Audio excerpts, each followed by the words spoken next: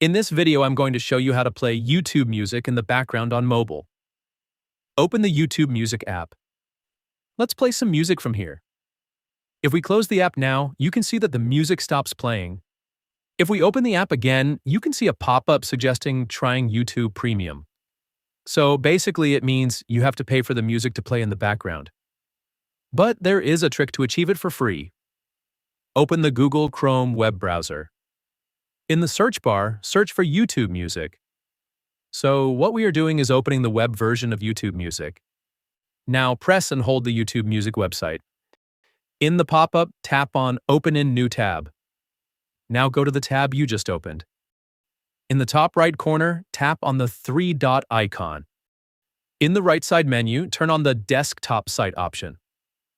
Now let's play some music from here. When the music starts playing, close the browser. If I open the notification center this time, you can see the music is playing in the background. You can pause and play the next or previous music here. Following these steps, you can play YouTube music in the background easily. Feel free to reach out if you encounter any issues during the process.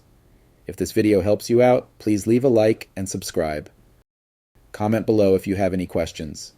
If you need further assistance, consider hiring a professional using the link in this video below.